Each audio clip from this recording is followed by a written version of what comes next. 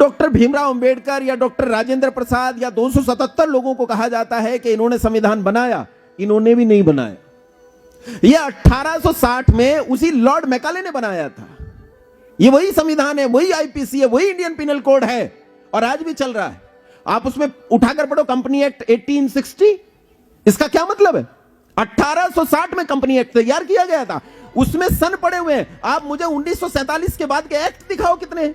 मैं आपसे कह ये रहा हूं कि 1835 में जो एजुकेशन बनी थी वो इस देश में गुलामों की फौज तैयार करने की एजुकेशन बनी थी और उसी एजुकेशन को तुम पढ़ रहे। ये एजुकेशन जो कुछ हम पढ़ रहे हैं ये डिजाइन की गई है। किसके द्वारा? ये उनके द्वारा डिजाइन की गई है जो इस देश पर गुलाम बनाने आए थे। अच्छा, गुलाम बनाने वाला शासक और किसी देश में जाकर किसी को गुलाम बनाएगा और फिर उन्हें शिक्षा देगा, तो शिक्षा कैसी देगा? वो गुलाम बने रहे ये शिक्षा देगा या वो शासक बन जाए ये शिक्षा देगा? गुलाम बने रहे ये शिक्षा देगा। और शिक्षा यही बनी जो 1835 का एजुकेशन था वही आज चल रहा है। और ये समझ लेना जो एनईपी 2020 आया, नेशनल एजुकेशन पॉलिसी 2020, ये वही है, कोई फर्क नहीं। ये वही एजुकेशन है जो एजुकेशन मैकाले ने 1835 में बनाया। ताज्जुब की बात तो यह, आपके देश में इस समय जो इंडियन पिनल कोड चलता है, जिसे आप भारतीय संविधान कहते हो, किसने बनाया था? नहीं, अभी किसका नाम लिया जाता है? किसने बनाया था? डॉक्टर राजेंद्र प्रसाद ने? किसने? अरे अच्छा, संविधान समिति तो 277 लोगों की थी और उनके अध्यक्ष तो डॉक्टर राजेंद्र प्रसाद थे। तो फिर ये भीमराव अंबेडकर ने कैसे बनाया? नहीं, मैं विरोध में नहीं हूं, इस बात को समझने का प्रयास करो। डॉक्टर भीमराव अंबेडकर इन्हीं 277 लोगों में थे जिन्होंने संविधान बनाया। तो डॉक्टर भीमराव अंबेडकर ने संविधान बनाया, लेकिन क्या डॉक्टर राजेंद्र प्रसाद ने नहीं बनाया? बताओ भाई। संविधान इन 277 लोगों ने भी नहीं बनाया। संविधान तो बनाया उन 50 करोड़ लोगों ने जिन्होंने इन 277 लोगों को चुनकर इस संविधान सभा में भेजा था। लेकिन जिन डॉक्टर भीमराव अंबेडकर या डॉक्टर राजेंद्र प्रसाद या 277 लोगों को कहा जाता है कि इन्होंने संविधान बनाया, इन्होंने भी नहीं बनाया। यह 1860 में उसी लॉर्ड मैकाले ने बनाया था। यह वही संविधान है, वही आईपीसी है, वही इंडियन पिनल कोड है और आज भी चल रहा है। आप उसमें उठाकर पढ़ो कंपनी एक्ट 1860, इसका क्या मतलब है? 1860 में कंपनी एक्ट तैयार किया गया था, उसमें सन पड़े हुए हैं। आप मुझे 1947 के बाद के एक्ट दिखाओ कितने एक्ट हैं। उन्हीं एक्ट्स के नाम बदल बदल कर सन बाद के डाले गए हैं, लेकिन वो सारे पहले के एक्ट मौजूद हैं। मैं आपसे कह ये रहा हूं कि 1835 में जो एजुकेशन बनी थी वो इस देश में गुलामों की फौज तैयार करने की एजुकेशन बनी थी और उसी एजुकेशन को तुम पढ़ रहे। और तब हमारा बच्चा उस स्कूल में जाकर पढ़ता है ट्विंकल ट्विंकल लिटिल स्टार। देखो कैसे रटे बैठे, देखो गुलाम बनने की तकनीक कैसे तैयार की जा रही है। या आखिरी बात समझा रहा हूं, इस बात को अच्छे से समझ लेना। स्कूल में जो शिक्षा दी जा रही है उससे गुलाम तैयार हो रहा है। वहां पढ़ाया जाता है who has seen the wind, neither I nor you but when the leaves are trembling the wind is passing through. कहते हैं who has seen the wind, किसने हवा को देखा? नाइदर आई नोर यू, ना मैंने देखा है ना तुमने देखा है।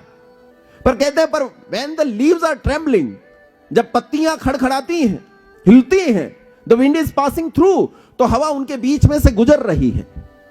लेकिन आपके गुरुकुल में जब बालक को पढ़ाया जाता है तो वहां कहा जाता है कि देखने के कई आयाम हैं, कई तरीके हैं। रूप को किससे देखते हो? बोलो भाई। लेकिन स्वाद को किससे देखोगे? जीभ से। शब्द को किससे देखोगे? कान से। और स्पर्श को किससे देखोगे? बताओ, who has seen the wind? आपने नहीं देखा हवा को? देखा है कि नहीं देखा? क्या कहते हो हवा कैसी चल रही है? जब सर्दियों में हवा चलती है तो कैसी हवा? ठंडी हवा। और जब लू चलती है तो क्या बोलते हो? गर्म हवा चल रही है। बोलो तुमने हवा को देखा है कि नहीं देखा? किससे देखा? त्वचा से देखा। ये मेरी श्रोत्र इंद्रिय है, ये मेरी चक्षु इंद्रिय है, ये मेरी नासिका इंद्रिय है, ये मेरी जिह्वा इंद्रिय है, ये मेरी त्वक इंद्रिय है। ये कहां पढ़ाया? ये केवल एंटरप्रेन्योर ही तैयार नहीं होते गुरुकुल में आईपीएस भी तैयार होते। एक 16 साल का लड़का एक बार पकड़ लिया अंग्रेज पुलिस ने, पकड़ लिया तो इसे कोड़े लगाए गए और इसे बहुत दुख हुआ कि मुझे पकड़ लिया। तो इसने कहा कि मैं पहली बार पकड़ा गया हूं, लेकिन यह आखिरी बार है। मेरा नाम आज के बाद आजाद होगा।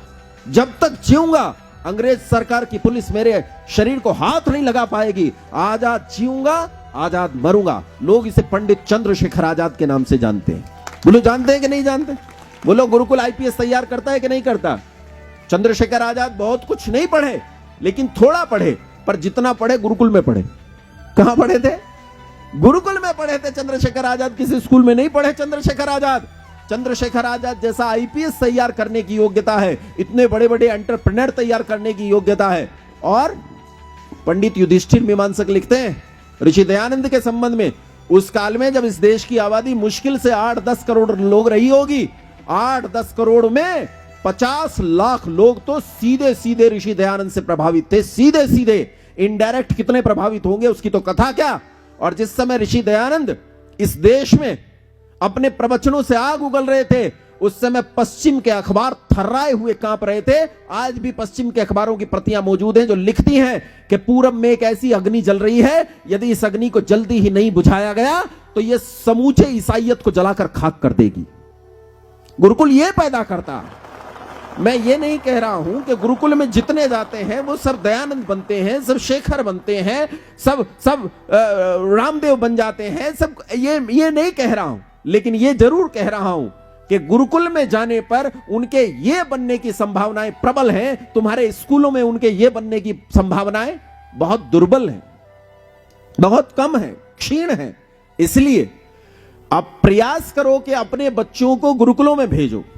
अगर तुम्हारे घर में बच्चे नहीं है तो जो भी निकटस्थ गुरुकुल हो, आसपास कोई गुरुकुल होगा, यहीं मध्य प्रदेश के आसपास राजस्थान है, दिल्ली है, उत्तर प्रदेश है, गुजरात है, जहां भी आसपास निकटस्थ गुरुकुल हो वहां गुरुकुलों को सहयोग भेजो। जितना उन्हें सहयोग करोगे उतना लोग बढ़ेंगे। आप कुछ कह रहे थे बीच में? गुरुकुल में से कितने लोग रामदेव बन गए? हाँ, ये कह रहे हैं गुरुकुल में से कितने लोग रामदेव बन गए। वैसे तो स्वामी रामदेव के जो एंटरप्रेन्योरशिप चलती है उसी में कई हजार होंगे, कई हजार सन्यासी ब्रह्मचारी सफेद कटिवस्त्र वाले, लाल कटिवस्त्र वाले वहां घूमते हैं जो इतने बड़े बड़े लोगों पर शासन करते हैं। वैसे तो वहीं बहुत सारे, लेकिन कितने बने हैं इसका आकलन नहीं कर सकता। और सीधे कहता हूं कि ये देश अगर आज रुका हुआ है ना, थमा हुआ है, तो वो इन्हीं के कारण थमा हुआ है। मैं एक व्यक्ति, मेरा उनसे कुछ बातों को लेकर मतभेद हो सकता है। आजकल एक शंकराचार्य हैं स्वामी निश्चलानंद सरस्वती। स्वामी निश्चलानंद सरस्वती से मेरा बहुत सारी बातों पर मतभेद हो सकता है, लेकिन मतभेद होना एक दूसरी बात है और विद्वत्ता होना वो दूसरी बात है। उस व्यक्ति के पास खड़े होकर आप देखना कि गुरुकुल क्या तैयार करता है। मेरे मत का नहीं है, मेरे विचार का नहीं है, मेरे मतभेद है, उससे हजार मतभेद है, लेकिन आप खड़े होकर जानेंगे कि किस स्तर की योग्यता है, किस स्तर की योग्यता है। और ऐसे आज इस देश में रामदेव तो नहीं बन सकता कोई। उसका कारण यह है कि आज तक सचिन तेंदुलकर सुनील गावस्कर नहीं बना भाई, विराट कोहली सचिन तेंदुलकर नहीं बना, और एक नया लड़का विराट कोहली नहीं बन सकता।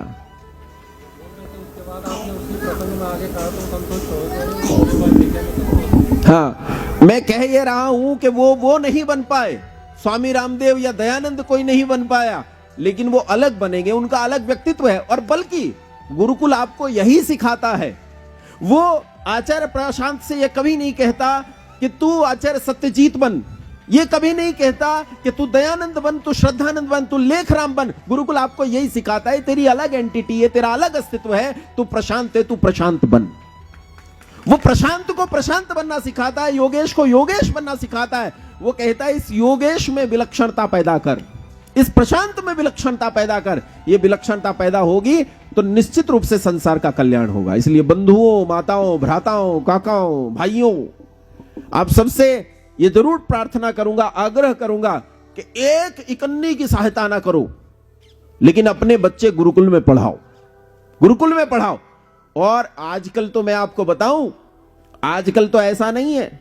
रुद्रप्रयाग उत्तराखंड में एक लड़की वंदना चौहान डीएम है, डिस्ट्रिक्ट मजिस्ट्रेट, कलेक्टर है। वो कह रही थी ना बहन जी कि लड़की जब पढ़ने चले या दूध पीने चले तो उसे कहते हैं तू कौन सा कलेक्टर बनेगी।